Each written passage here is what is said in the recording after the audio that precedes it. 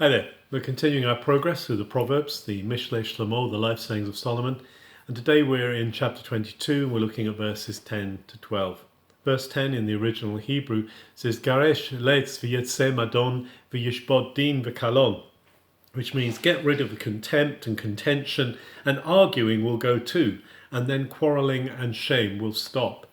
When we decide to get rid of the things that are causing trouble, the things that are people and things that are committed to destroy rather than to build up, then when we evict those from the premises, the atmosphere changes. And then shame is also banished, and it gives room for love and trust. So let's continually find ways of dealing with the things that are contentious in our own hearts, so that we can always be open to love and see shame banished.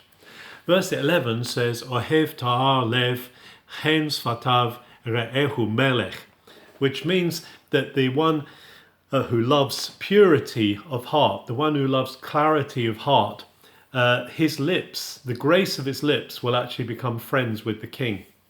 And what the sage is saying here is that those who love and practice purity, those who practice integrity in their hearts, they are the ones to whom those in authority will look for help and input, because they know that they're not doing it out of a sense of pushing themselves forward. So if we want to have influence, we want to find favor, then we need first of all to follow that integrity of heart that God encourages us to here in this verse. And then thirdly, in verse 12, it says, Enei Adonai netzru da'at v'yosalef divrei boged, which means the Lord's eyes preserve knowledge. They keep knowledge. Da'at is knowledge, is understanding. It's a whole thing to do with wisdom. But he overthrows the words of those of iniquity. He overthrows the words of the transgressor. And so here it's basically saying that God's interested in how we deal with one another. He's interested in keeping the right ways. He's keeping wisdom. He's preserving wisdom.